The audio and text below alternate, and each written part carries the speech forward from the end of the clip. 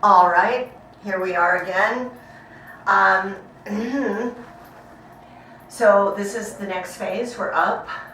Hopefully we've had some water, and now we're going to go to our bench plank.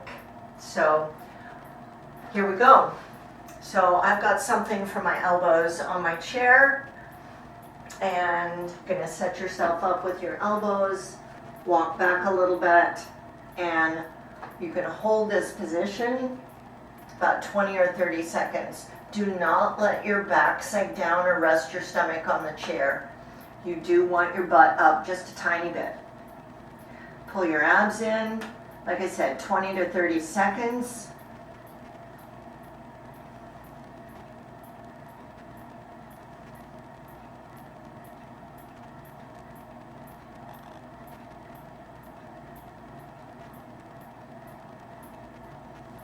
And come on out of that, nice and slowly, come on up.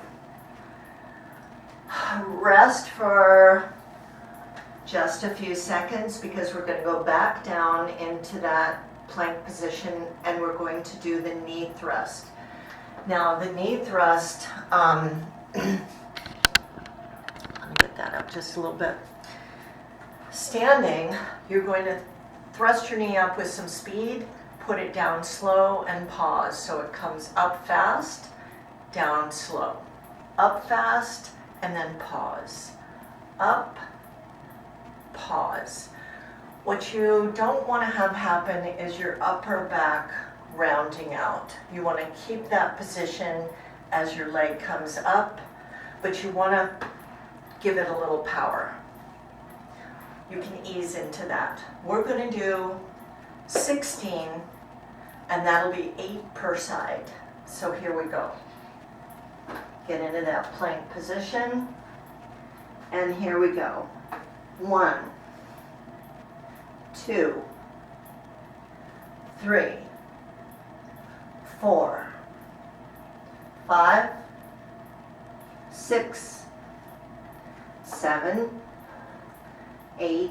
Quit anytime you need to.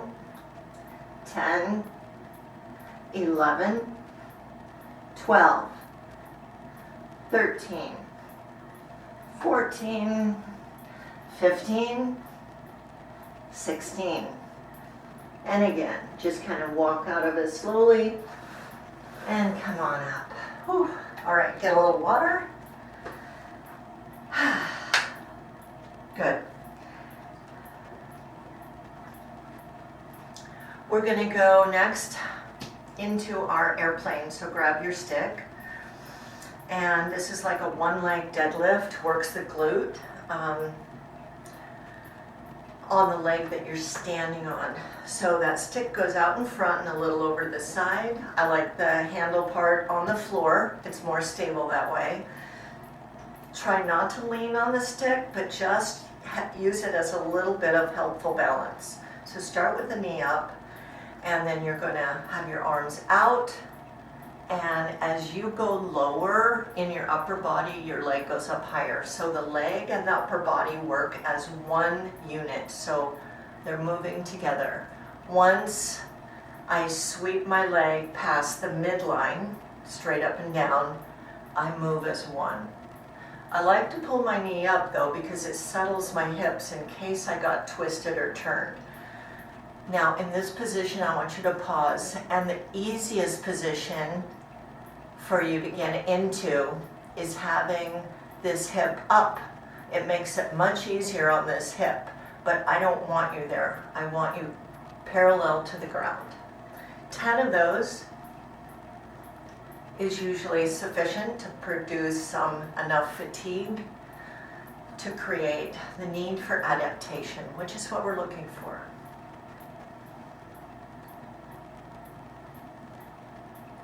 And then we'll switch legs and hands. All right, here we go. And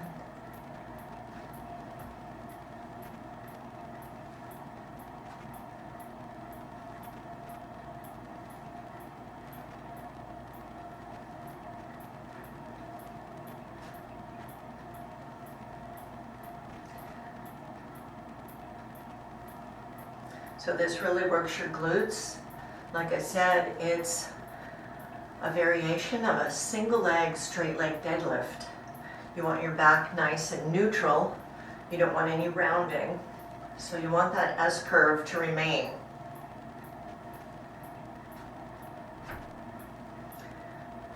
A little bit of a pause and then come on down. Good. 10 each side, like I said, is fine.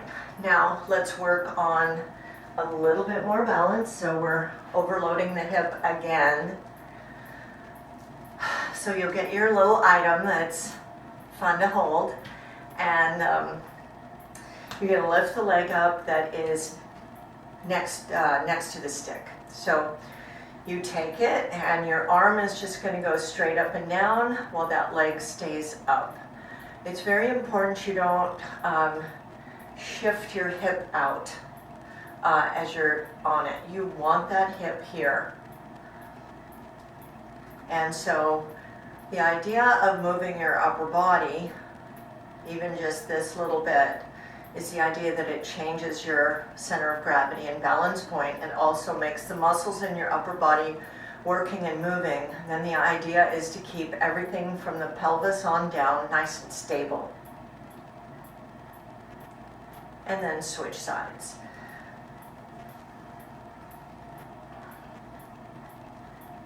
So we're going up, and you're just really trying to focus on your balance and that leg coming up, not letting your hip push to the side or sink down.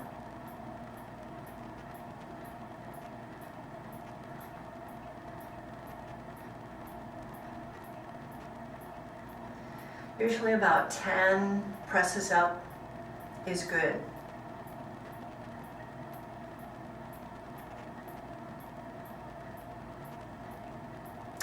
Excellent, excellent job. And we're going to finish this standing part with just a step tap with a bicep curl. So we'll add a little bicep strength to this today. Anywhere from 3 to 5 pounds probably. You're going to want your arm against your side, and don't come up to this point, only about here, a little bit more than 90 degrees, and then all the way down. So what we're going to do now is you're going to take a side step and curl, side step and curl, side step, curl, side. So it's a pretty big side step, and then just put your toe down for balance.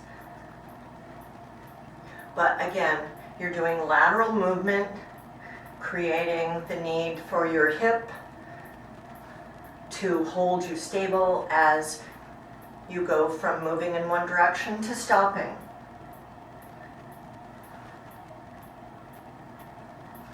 Challenge yourself a little bit by not relying on that toe to tap down all the time for complete balance.